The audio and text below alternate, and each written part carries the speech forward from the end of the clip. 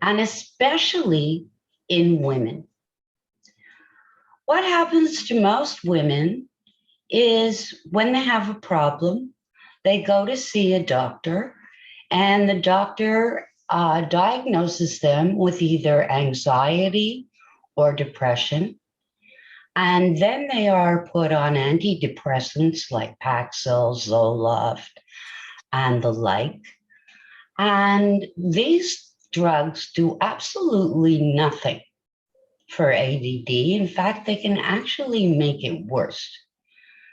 So this kind of sounds like my story, because I was treated for depression with antidepressants, and they just didn't seem to do the trick.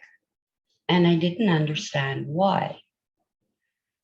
Not actually until I was enrolled in the educational psychology and counseling program, the master's program at McGill.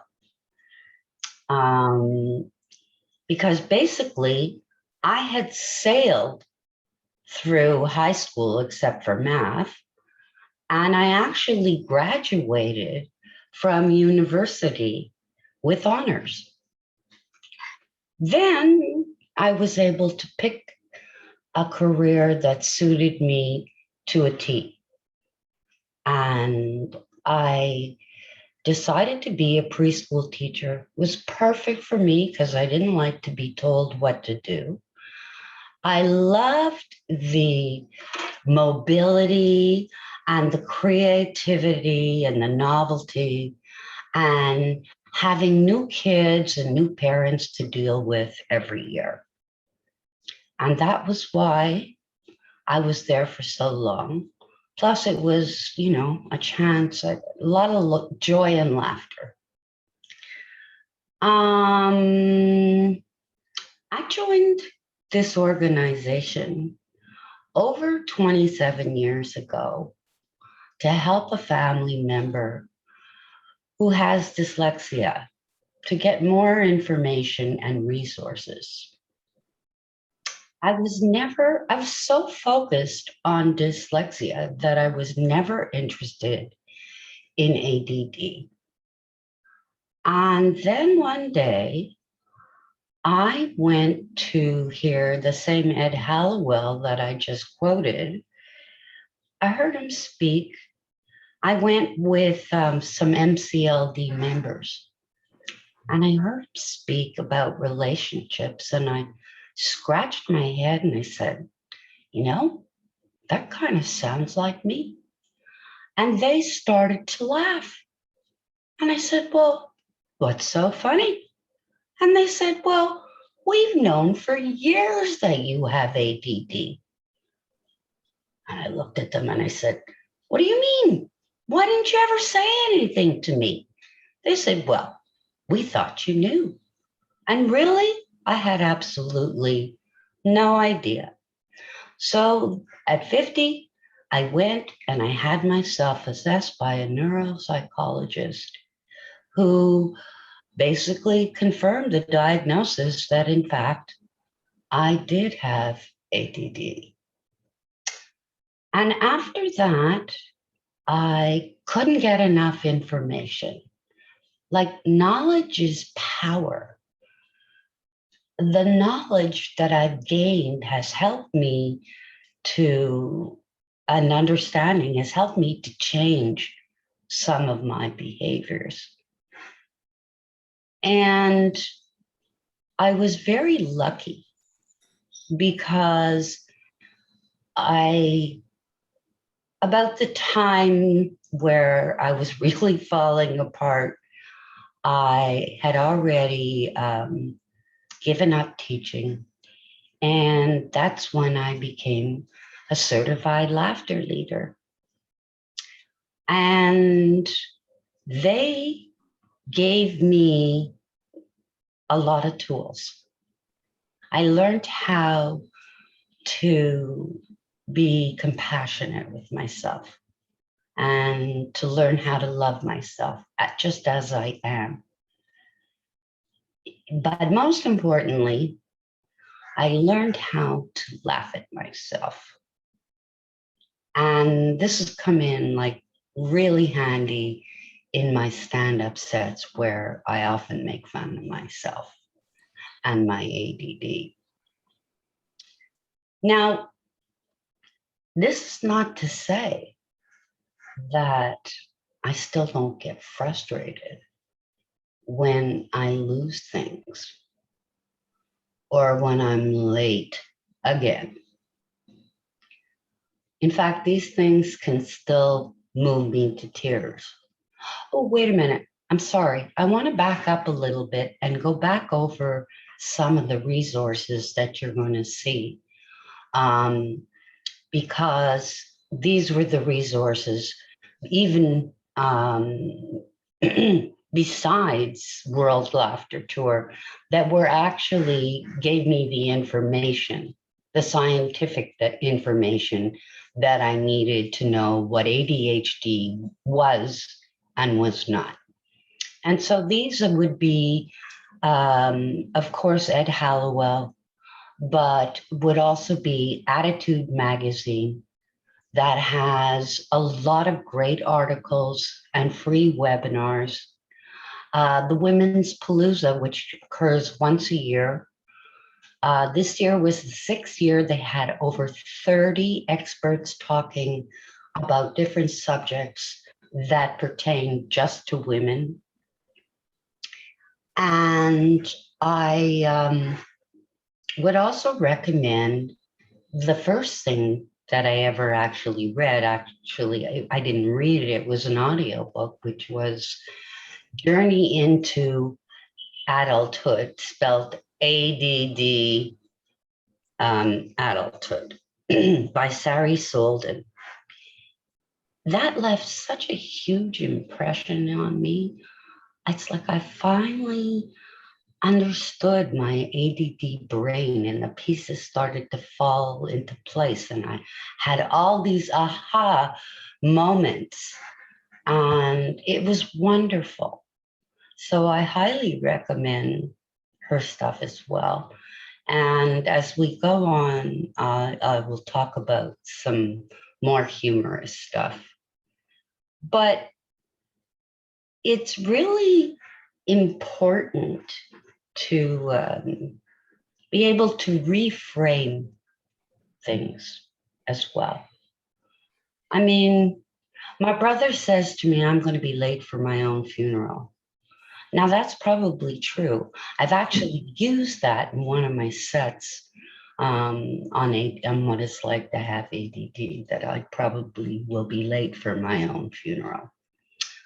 But, and I have to tell you, there are times that, as I said, that it just brings me to tears. I can't eat, like my cell phone needs to be strapped to my body. I can't tell you the amount of times that I have been out in the dark the night before the garbage goes out looking for my cell phone, or how many nights that I couldn't sleep because I thought I left it out in the garden and it predicted rain. But I also have learned to capitalize on my strength and not to beat myself up so much about my weaknesses. I know I can't control everything. Jessica McCabe talks about the wall of awful. And the wall of awful is things like depression, anxiety,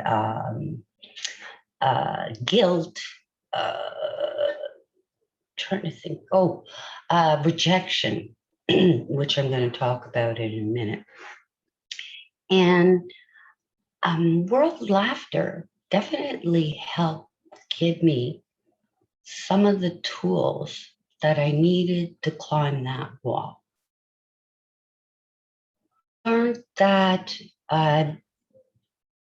there's no point in awfulizing and catastrophizing and worrying, that you could control that and do that when the time comes. You don't have to do it before, and it can be really detrimental.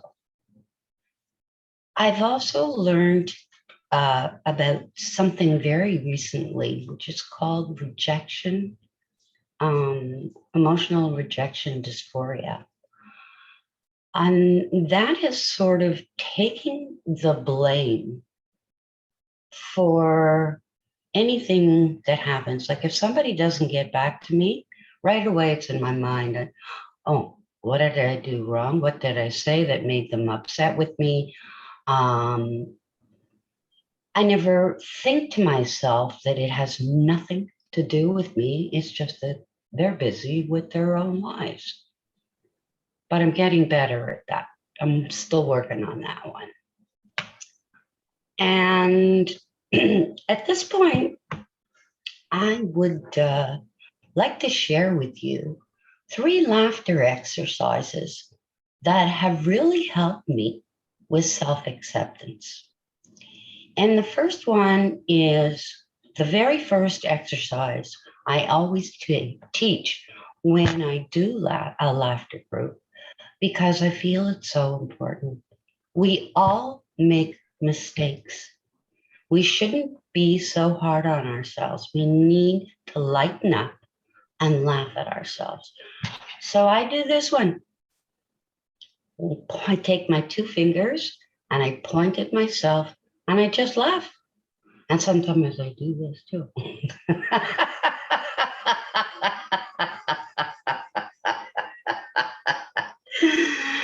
Okay. Anyways, the second one is a very important one as well. And that is, we all have like these committees that sit on our shoulders, these judgments that prevent us from doing things. So I like to brush mine off with a laugh. And I just go,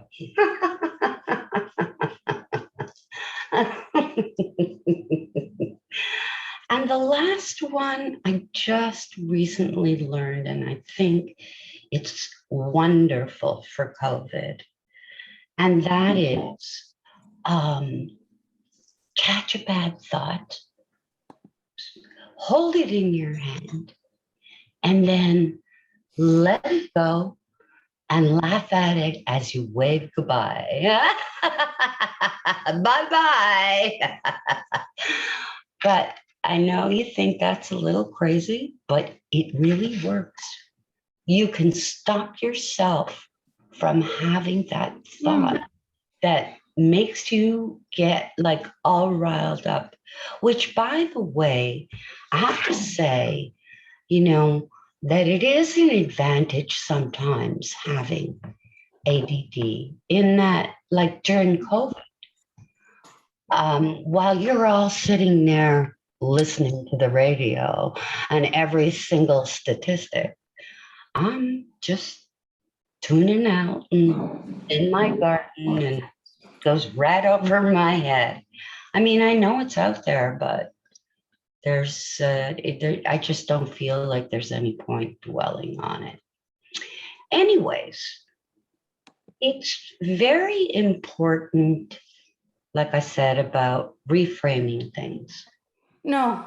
So I could look at myself as hyperactive, or I could just look at myself as saying that, no, I'm energetic.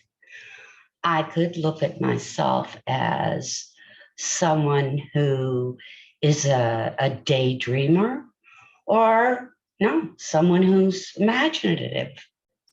I could look at myself as someone who's stubborn, or I could say, no, actually, I'm persistent. So it's all in how you reframe it. And the last thing that I would like to do is reframe ADD by showing you this video and hopefully ending this presentation by bringing a smile to your face.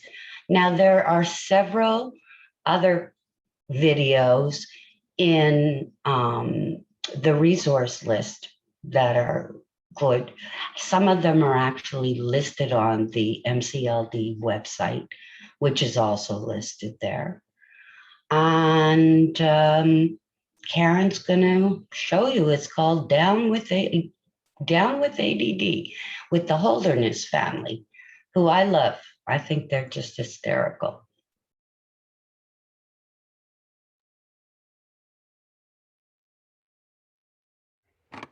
What? Daddy, you left the remote in the fridge again. You down with AD? Yes, OAP!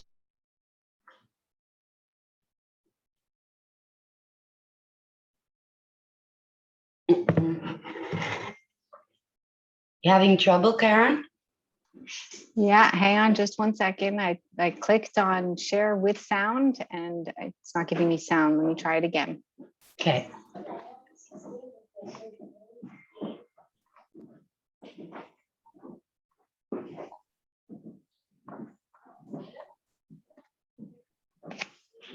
Still nothing, What? right? Daddy, you left the remote in the fridge again. You down with ADD? Yes, OAP! You lost it again. Okay. Oh, Kelly can hear it.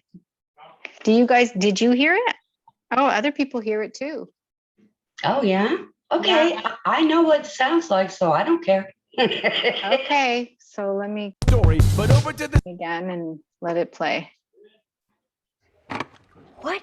Daddy, you left the remote in the fridge again. You down with ADD? Yes, OAP! You down with ADD? Yes, OAP! You down with ADD? Yes, OAP! Who's down with it? That is the biggest squirrel I've ever seen. Okay, ADD. Oh yes, I have it. So how do I recap it? To make sure we don't space out, I will rap it. A for attention, D's for deficit disorder. So what's it like now? Cue the recorder. It's sort of like well, imagine mama's telling you a story, but over to the side there's something furry. Now other people, they just shut it out and listen to their mother, but our brains are focused on the other. Check it. You ever try to listen to a teacher teaching ya, but in your mind you have a really awesome idea, a way to maybe make your bed by using solar power, but then you realize you spaced out for half an hour. How about that time your wife was asking your opinion, and you said okay, but you weren't paying attention, and 2 weeks later there's a table ordered by the boss that is the color of McDonald's chicken nugget sauce. You're like a space C to the A to the D to the E to the T, but really you are showing awesome creativity. Imagine all that you could do if you just harnessed it, but maybe now Snap out of it! you down with ADD? Yes, OAP! You down with ADD? Yes, OAP! You down with ADD? Yes, OAP! Who's down with it? Oh, ice cream truck! Ice cream! Mine! Mine!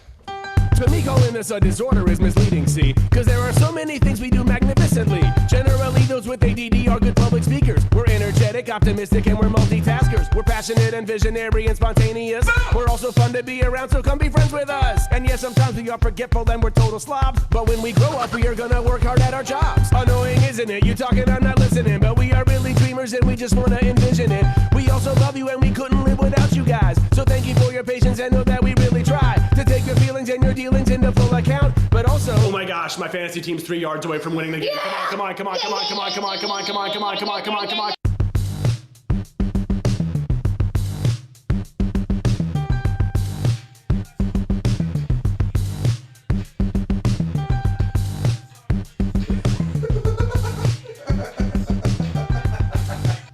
Hello?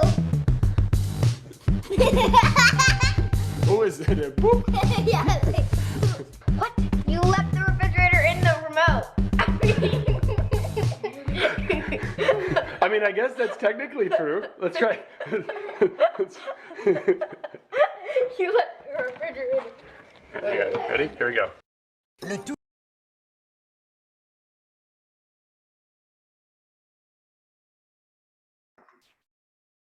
Pam, did you want me to put the resources up?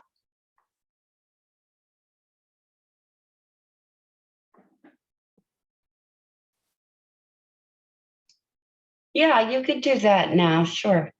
Okay. But just as long as people know that if they miss it, they're able to get it after. Yeah, I'm going to send this attachment to everybody who registered by email.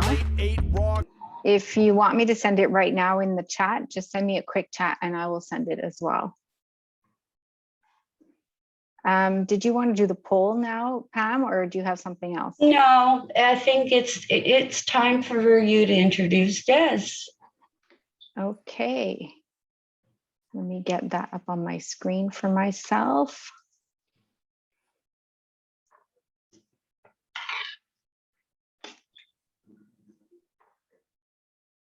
Somewhere. There it is. Okay. All right. Desiree Chaker or Shaker? I'm not really sure. Chaker.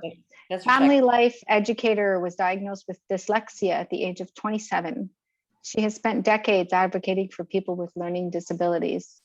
And after graduating from Concordia University, she was chosen by the provincial government in 1999 to design Quebec's first service program for adults with learning disabilities. And she's been tirelessly working to build awareness and help people who have learning disabilities overcome the difficulties they face. She facilitates a life skills program for the MCLD. So thank you so much, Desiree, and go ahead. Thank you very much. I'd like to start with something that's so important to me.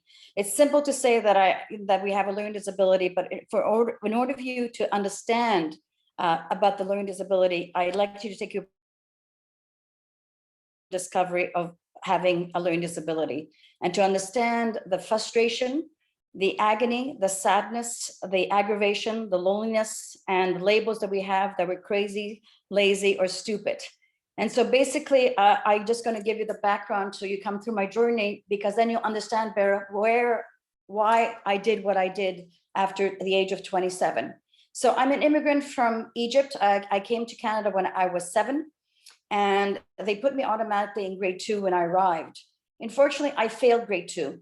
But my father, being a charmer and also a teacher himself, promised the principal that I will be okay when I get to grade 3. And I went to summer school in grade 2. And when I went back to see the principal verbally, he saw me that I was charming, and he put me in grade 3. Grade 3, 4, and 5, and 6, I was put in the lowest groups. You know, the A, B, C, F group, and the F group is there. Or when they have the spelling bee, you're the last one to be picked. And always, you know, wanting to cringe that the teacher doesn't look at you, so they don't ask you to read. And the anxiety when you're sitting in the classroom, please God, let her not pick on me. And then the teacher humiliated you because you're in grade 5 and her daughter can read better than you can. And then she didn't realize that she was condescending. And then the one that hit me the most was in grade 6. They told my mother if I wanted to go into high school, that I had to be evaluated for some kind of neurological disorder. Or at the time, they didn't use learning disability, so we couldn't afford a specialist. So they were very kind to my parents, and they sent me for 6-week program at the Montreal Children's Hospital during the summer to be evaluated what was the matter with my brain, that I could not read and write properly. And I have to tell you, the first day that I got there to the hospital with my mother, I was put into a waiting room that I am 64 years old, and I still remember like it was yesterday. I'm a child of 12 years old, and I'm put into this waiting room where mostly boys and girls were hitting their heads against the wall, hiding underneath the table, screaming, talking to themselves. My mother, and I said, I'm not crazy, Mom. Please take me away. I'm not crazy. Please take me away out of here. Because, sweetie, in order for you to go to high school, you're going to have to do this. So I went every single day for 6 weeks at the Montreal Children. And at one point, the first week, my parents brought me there. But the last 5 weeks, I went on my own. And just taking the metro was a good experience to get lost in aggravation because I couldn't read the signs properly. and the anxiety, always having anxiety. And the funniest thing, when I got to the children, because I looked the normal one, by the way, you know, we have a certain look, we look normal. That's one thing about learning disabilities. We look normal, but because I was a quiet one, I was put into all the tests, and these people were going for their master's or their PhD and becoming psychiatrists or neurosurgeons, whatever they were doing, they were practicing on my brain to find out, you know, they put things on my brain. They'd show me, like, after the cards to see the butterflies, what I see, push buttons and test my eyesight, my hearing, my throat. And at the end of 6 weeks, their conclusion was that I'm a smart person, but because I speak too many languages, that my brain was confused. And so they brought me, so they said I had to really, you know, focus more. And then my parents, I did manage to go to high school. My parents managed to give me tutors, but unfortunately the tutors, they couldn't afford that too. So they gave me tutors with special rates. God bless them. But one of them, you know, not that I'm sorry, but this is just my child's memory that I say. I came in, one was in a wheelchair with an oxygen tank. I looked at my phone, are you kidding me? You know, but she's good in whatever she was good at. And then another person, that didn't work out for me. And then another person, she was very strict. And every time I said, I don't understand what you're saying, she says, I told you once, I told you twice. And then the third time they start screaming at you. And then I say, I'm not deaf. And she says, don't be so rude. And then I said, I'm not being rude. And then I realized that my voice, my opinions didn't matter either. So at grade 7, I'm turning 13, and I decided that I needed to think outside the box to survive high school. So what I did in the classroom, I went to pick the most nerdiest guy you ever saw. So this is where I met Robert. He was 14, I was 13. He had thick glasses, acne, oily hair, and I just went in because he got straight A's. So I said, I need to get to that guy. So I went up to him and I said, by the way, you know, I have very good ideas. Do you want to partner up with me? And he said, no. Then I brought him chocolate chip cookies I made at home. And all of a sudden he liked my cookies. He says, okay, maybe I'll take you as a partner. And so thanks to Robert, I dated him all through high school. And he did wonderful things. And I said, even at 14, I said, Robert, I love the way you read. Your voice is so beautiful. Please read more. And I said, you know, I have a good idea. I'll dictate also because your ideas are better when you write them than me. So I used to dictate and he wrote for me.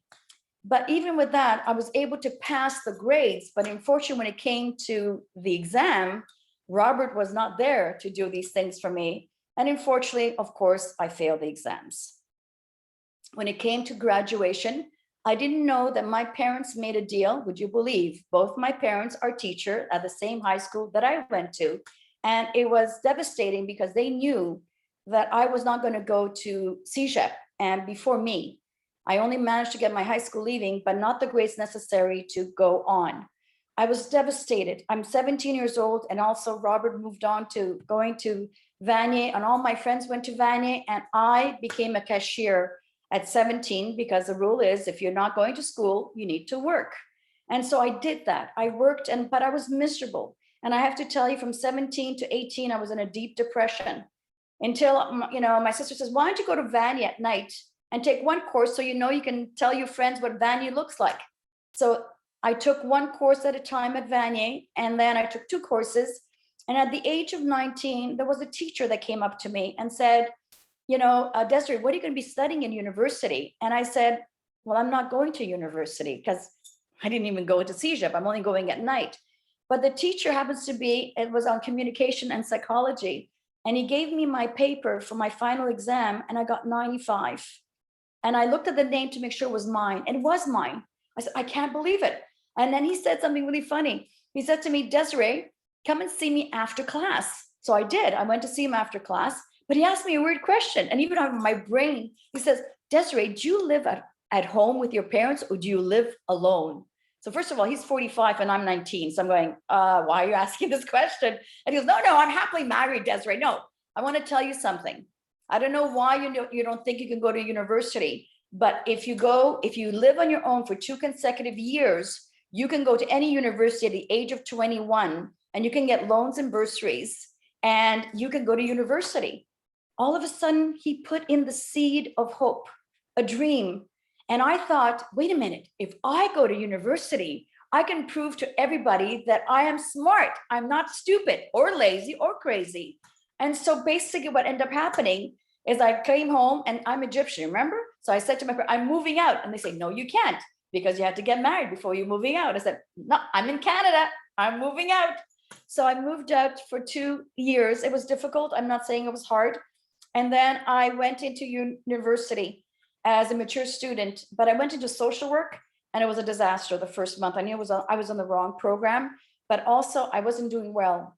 The reading material was so much in psychology 101. The book is about thousands of pages, and the semester is only 13, 15 weeks, and I'm not going to make it, but I know that this is my way to show the world that I am smart. And so what I did again, unfortunately, I couldn't find a Robert. So I basically went to the classroom and I looked at all the nerds that are there. Once I got the nerds in mind, I went into the bathroom, cried my eyes out and said, I can do this. I'm going to use these nerds. But how am I going to use these nerds? I put the list of my strengths and my weaknesses. I had more weaknesses than strengths when it came to school. But one, as you can see, my beautiful kitchen, I love to cook and bake. And so I said, great, I'm going to create a breakfast club. And what I did, I went to all the nerds and I said, nerd number 1, you're going to be reading chapter 1 to 3 for me. And I'm going to give you breakfast on Sundays. Only 3 people showed up. I invited 12. Only 3 people showed up. But the following week, because of my good muffins and my scrambled eggs, I had 14 people. And it was amazing because 1 wrote for me, 1 edit, 1 typed, 1 read. It was amazing. And I make sure I took all the different courses that I can take at home. And then I got a boyfriend that can also read for me at the beach. He was adorable. Then I had my brother-in-law, my sisters, my good friends. I had a team to get me to get that degree. I wanted that degree more than anything. I'm not going to go to more in that story, but if someone wants, we can connect and I'll tell you more. But I did manage to get my BA in applied social science. And it was the happiest day of my life because I thought the sky is going to open up and I can show the world that I'm smart. I have that degree. But unfortunately, with that degree, got me more aggravation because I couldn't get a job. And the same thing came back again, because when you go for an interview, they ask you, tell me, they gave me, write 3 paragraphs why you're good for this job.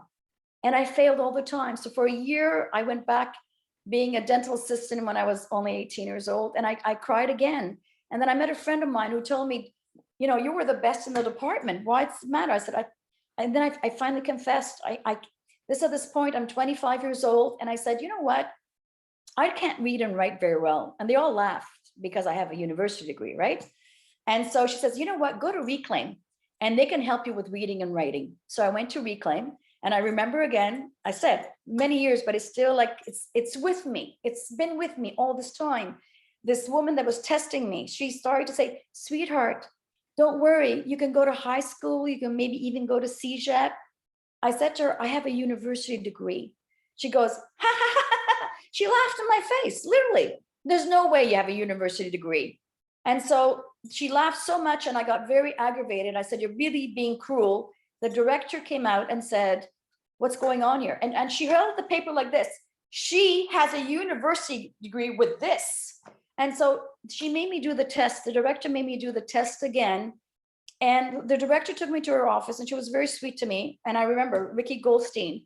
And she said to me, listen, I want to be honest with you.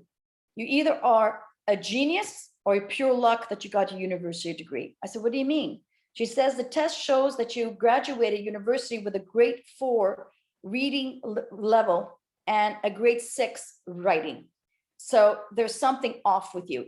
And that's when she used the first word at the age of 25 that I had a learning disability.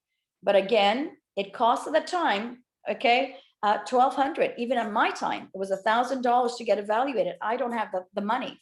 Luck was with me that Ricky was going for a master's in learning disability and she forfeited my evaluation. And I had Margie Gullick who gave me the tools to become, to get evaluated and get myself a special tutor to help me feel more confident in myself with the diagnosis that at this point that it was a learning disability called dyslexia. But even then it had a label. And then when, when the specialist that gave me the evaluation said, is it your father or your mother that is dyslexic? And I said, I don't know. I went to ask my parents because it is genetic. And so I asked both my parents and they both denied it. But when my father left the dining room, when I asked, and my mother was alone with me, my mother looked at me and goes, it's me, but I can't talk about it because it's not a thing we talk about in the family. And I said, you had the same thing and you saw me struggling all these years. You couldn't tell me that I'm like you and I felt like an outsider? Why, Mom? I'm going to be 27 soon and I'm lost. I still don't know what to do with my life. And she said, maybe go and get the right. And she guided me by saying, maybe go to the specialist that can go help. So I went to La Queta, and that was an association that helped with people with learning disability. And when I went there, would you believe they had no services for adults? I was walking down the steps when they said, I'm sorry, we can't help you. And then she says, come back here. You said you're a family life educator? You can do groups? I said, yeah. So you start the group. I said, I came here for help. She says, you can do it. And I going, but I don't know. And she says, I don't know. And that's one thing about us people now, I realize I thought outside the box. I said, so why don't we do a network of people that felt like me? And that's how I started it. It was called Pals, People with Alternative Learning Styles. And I met 10, 15 new people.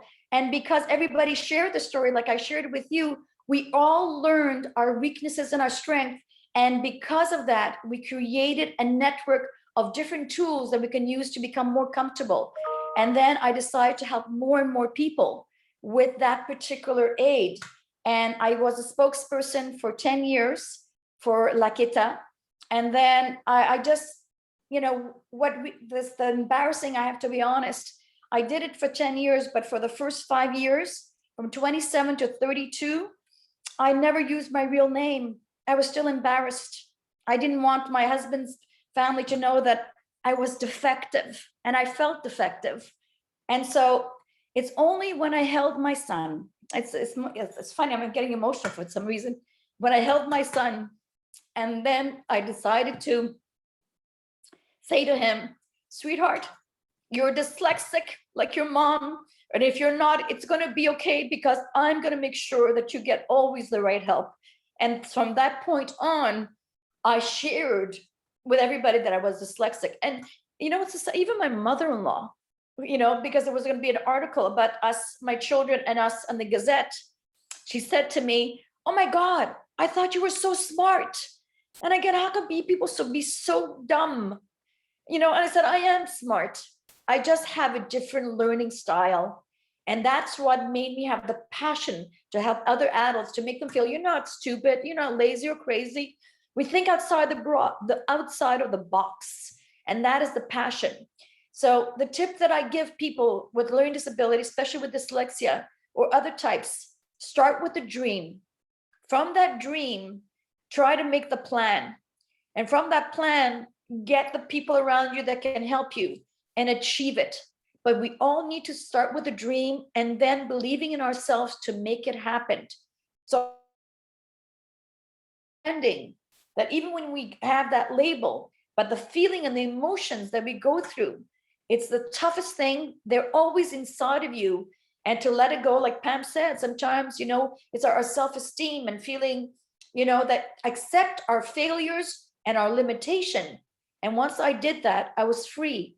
And because I help other adults achieve, and also because my children also have blossomed, because I've opened up and say, Desie Chaker is dyslexic, but I had a dream and I had a passion, and I'm going to keep on helping you. That's all.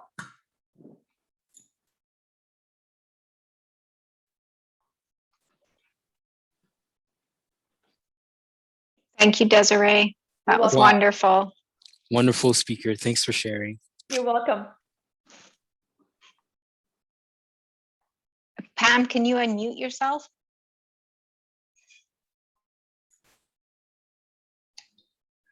I'd just like to take this opportunity before we go on to mention that Des runs adult groups for the Montreal Center for Learning Disabilities, as does Linda Aber. She runs an ADHD adult group, and Des does life skills. Am I correct, Des? That is correct. Yes. So, and that would be on our website, LD Montreal, MONTREAL.ca, which is in the resource list. Okay, sorry, go right ahead, Karen. I just want to make sure to mention that. Well, it's up to you. What do you want to do next? If anybody has any questions for us, we're open. Well, no, I think we should do the poll. Oh, you want to do the poll? Go ahead. Pam. Yeah, let's do the poll and then do questions and answers and interaction. Okay, so I'm going to display a poll. And you guys can answer your questions by clicking on the screen.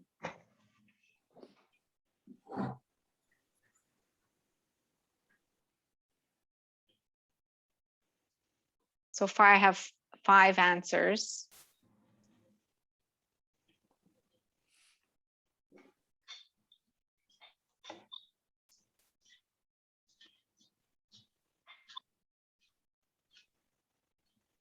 So I have 10 answers out of 14. Do you want me to?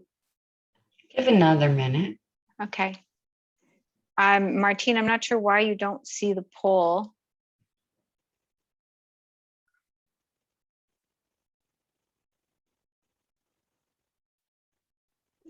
It might be because you need to update the Zoom. That does happen sometimes. Okay, so how many you have now? I'm going to show you here. So those are the results. There's 1 out of 11 people who answered that has a formal diagnosis and 10 who do not have a formal diagnosis. I would just like to interject here and say that more and more adults are being diagnosed as their children are being diagnosed, which makes sense. Okay, let's see, next. Next.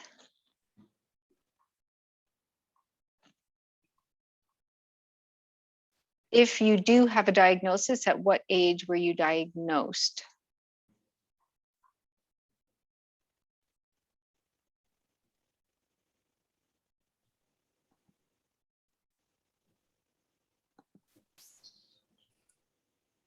So most of the answers are coming in as undiagnosed right now. I do have 1 person that answered 31 to 40 and 7 people that have indicated undiagnosed so far.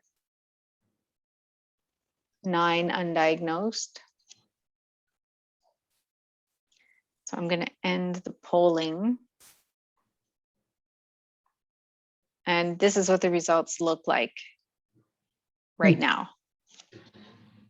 So we go for questions, Pam? No, there's still a couple more. Okay, I didn't know. Yeah, I think there are 5. Yeah, does someone in your family or extended family have a learning disability or ADHD? And your answers here are yes or no. So far, we're at 8 answers out of 9 out of 14.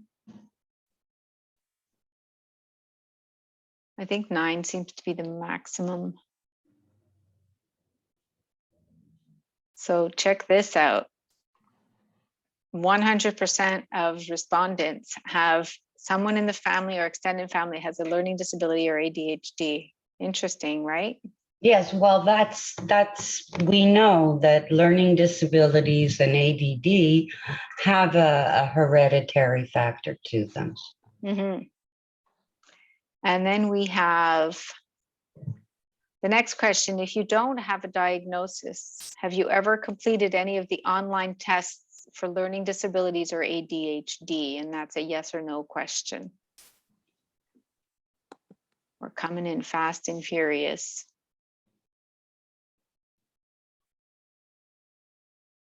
I'm going to end it in just a couple of seconds. All right. So there you go. 60% of people have gone online to do the tests and 40% have not. Right. And then the last question. Do you disclose? So I guess that would apply to whether you've been officially diagnosed or not.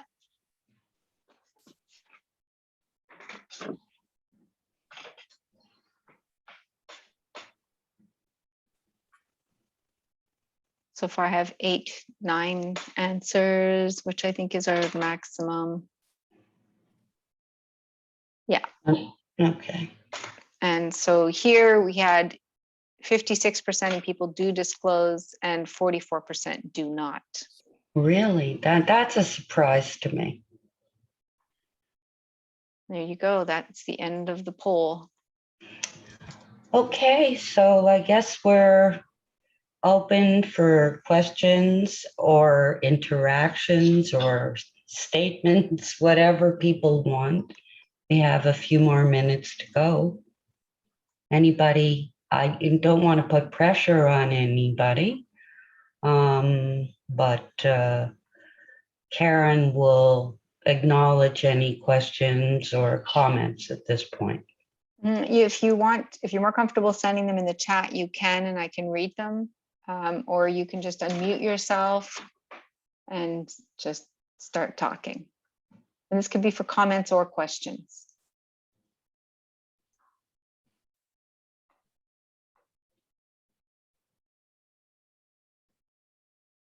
And sometimes we're late bloomers, so if you don't worry about if you think of a question later on, as Pam said, you can reach us on our website, either Pam or myself, and we can give you the support or the questions or answers that you want later. Because you might have an aha moment during the night saying, "Why didn't I ask this?" Yeah.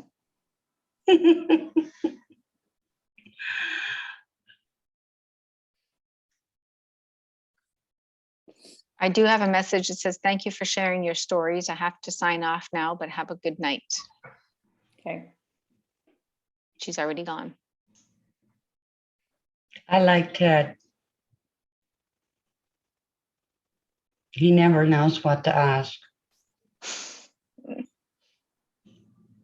Whatever's in your soul, Ted. If you have a burning question. Yeah. So I think the question that I have the most is, first of all, most of the people that I know with ADHD are women. So I've never gotten like a men's point of view on it, but like for women, like how do you approach ADHD in your relationships? Well, it's interesting what you have to say, Ted, because what I just said to you early when I started off was that most women and girls do not get identified because through school, we're not a problem. We're quiet, we're compliant. We're missing, most of us, the hyperactivity. It's the boys who have the hyperactivity and get into trouble. Well, fun fact. And are therefore identified more than girls. Well, that's the thing. I'm more like the girls part of that. That was my experience, because until like I'm still waiting to get my official diagnosis, but yeah, like no one ever suspected a thing, because I mostly behaved as a child. I was always quiet, keep myself tidy enough, and so on and so on. But like the I guess the moment that it became more of a problem for me was when I started getting into relationships with yeah, so it became like a real problem for me to navigate with communication issues, hypersensitivity, not paying attention, and like so You It- aren't it- going to believe this, okay? But I have been dying to purchase. The Holderness family wrote a book about how to fight. And I'm really interested because it's about ADHD relationships. And they're not your average. It's I can't begin to tell you. It ain't a bowl of cherries around here. But Ted, you're more than welcome to call me, or we have this tips about 50 tips on how to deal in relationships. And it's about communication, patience, empathy. We have someone that did talk to us, Linda Walker, who her husband or her are he's a typical ADD, and she gave us also tips. So if you want just that support, it'd be my pleasure to give you those tips and really try to incorporate them in your everyday life. You could send them to me, yeah, Des. that would be cool. Yeah. Sure. Don't forget me. I could definitely use the help. But I But mean, like, you know, Ted, the one thing point- is that Yeah. girls mostly have what we call the inattentive type of ADD, which is where they zone out. And so that's why they're not really necessarily caught, because they're compliant, but they, you know, they're looking out the window and daydreaming. Well, that was me. That's still me. I mean, but yeah, but at one point I was not sure. I'm still not sure. I'm still learning and like going to therapy and doing the work, but like that I was gonna actually end up having a family of my own and whatnot. But I think like last year I've met someone really successful photographer. I'm a photographer as well, who's ADHD as well, and she's in a relationship. And like I was like, oh my god, it is possible to be both successful and have a family and whatnot. And yeah, but so far I have yet to meet any guys that are in that position. So yeah, that's where my worries come from. Well, if you look it up, there are lots of successful people, male role models that have been successful with ADHD. I'm trying to think of what's his name who runs the airline. I don't know, but I know of Seth Rogen. Yes. I think he's ADHD as well. A lot of comedians too. A lot. That I can tell you from hanging out for 7 years. Well, that's cool. That was my question. Thank If you. anyone has anything else.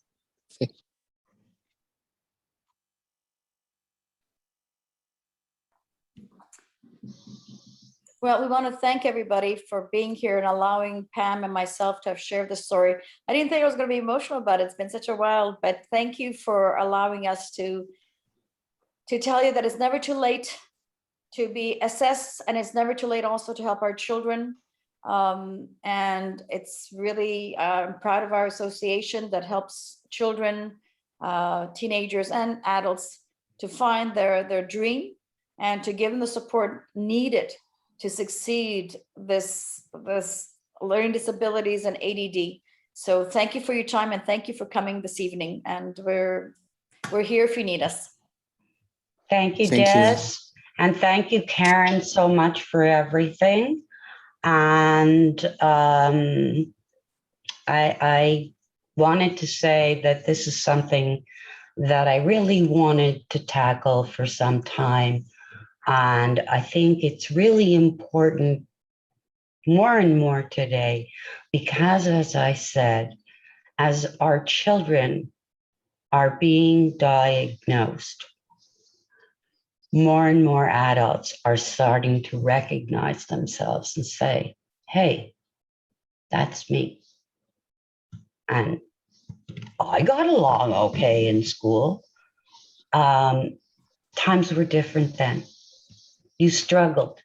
Your kid doesn't have to struggle, and you don't have to struggle. Like I said, knowledge is power. Getting to know your strengths and your weaknesses is power. So it's never too late, as Des said. Thank you so much. Thank you. Everybody. Thank you, Yeah, Karen. thank you both. Thank you, Desiree. Thank you, Pam. That was great.